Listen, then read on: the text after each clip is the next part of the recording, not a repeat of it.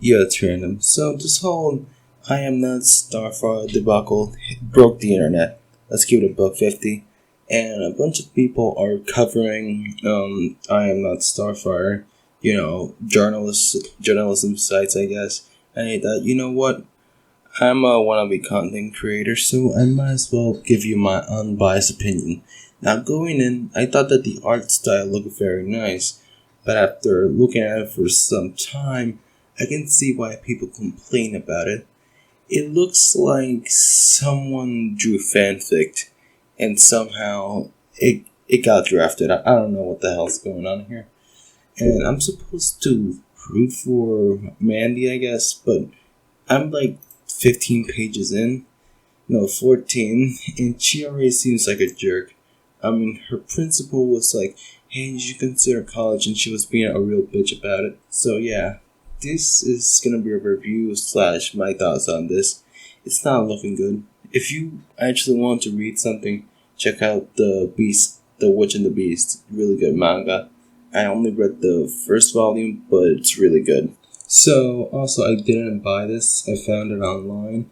And DC, you should be lucky. I'm even considering pirating this, because, by God, it looks awful.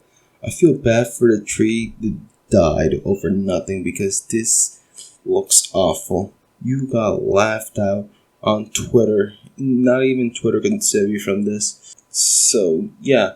I'm just gonna put in my playlist of music to help me bear this a bit longer.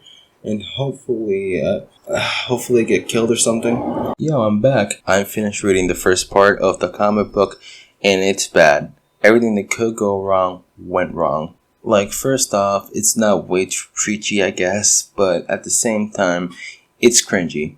Like, some people don't like the word cringe, but it's more cringy than preachy, which I guess is kind of good. Like, it's better than nothing. It's not like some people in Hollywood right now, they're like forcing social justice ideas down your throat. And hey, I'm like supposed to appeal people of color, I guess.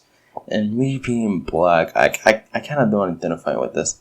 Like, seriously, at least I didn't say Latinx, because I fucking hate that word so goddamn much. But anyway, let's talk about the comic book. I've delayed this far enough. Now, first things first, like I said, it's bad. Like, Mandy is just an asshole. Like, Starfire's being nice to her and everything. Like, first of all, the whole point of this is saying, oh, this is my life as the daughter of someone who's famous. But here's the thing. We as humans can't measure that, because many famous people have it hard, and many famous people's kids have it hard too. But with Mandy, it's like a mild annoyance. Like, for some people who are famous or whose parents are famous, they're getting stuck, they're getting creepy questions all the time.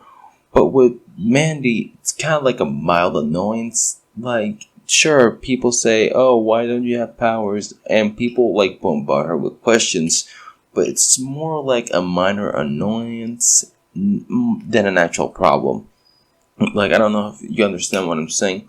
Like, imagine this. Imagine being shot in the foot, and that's basically the opposite of what's happening to Mandy. What's happening to Mandy right now is like having an annoying fly bother you while you're eating. Like, yeah, that's about it with her. And she's like over exaggerating everything that's happening to her.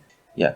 And I don't know if I said this already, but a lot of people are posting memes and stuff about how this is a self-insert. And self-inserts are supposed to be cool. Like, look at Araki's self-insert in Rohan, or that Part 6 manga artist.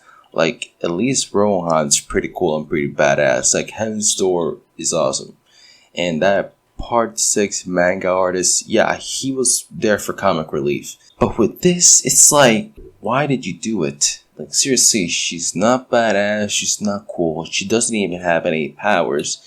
And Part 2 left, and Part 2 is starting off because Blackfire kidnapped them, I guess. And I'm rooting for Blackfire to kill her. Now, some things that I had to give it some kudos for are the fact that Starfire is still hot and that Raven's still hot. And I prefer Raven over Starfire, so you can just eat me. So, yeah. And I remember when God people used to be hot and not like this cesspool of right now. Like God people, they used to be like fucking amazing. Like I had like some of my favorite cartoon crushes. Well, not cartoon crushes. Like one of the reasons why I have a huge God crush right now, like you can lure me and with God girls, is probably because of cartoons. And Mandy just took that and killed it. So thanks. Anyway, I'm gonna start reading part 2 now, so wish me luck. I just finished reading this, and by God, it was awful. To sum up the feeling of this comment, it felt like an unholy fusion dance between a CW show and a Netflix teen drama. There are no setups or any payoffs, moments that should feel awesome feel stupid, and the art style makes things that should be intense look stupid, like honestly. Like moments that should feel awesome look honest to God stupid or hilarious. Mandy gets her powers out of nowhere. A big part of the whole story is how she doesn't have any powers and how she's so quirky because she doesn't need them. And now she has them because of plot convenience. She's also mastered her powers even though earlier in the story it explained that Starfire and Blackfire had to train to master them. And Mandy is in the same league as Blackfire, the ruler of Tamarant, even though she hasn't had her powers for very long. Like seriously, Mandy has had her powers for less than 5 minutes, and she's beating up Blackfire like it's nobody's business. So yay, another Mary Sue. And we never find out who her father was. It's heavily implied that it was Nightwind, but I don't know. And I'm sorry to ask you this, but could you please share this? I worked hard on this project, and I would really like it if you shared. So yeah, I know that was awkward, but it felt awful reading this. And if the author sees this, then first thing, hi, and second off, you can't take this down because it's under fair use. So yeah, suck it. I also found some cool art on DeviantArt of all places that was heavily inspired by this dumpster fire. And in my opinion, no, this is straight up facts, is 10 times better than what the hell I got. So yeah, and to everyone else, thanks for watching. Before I go, these are some of my favorite moments that made me laugh at how stupid they are.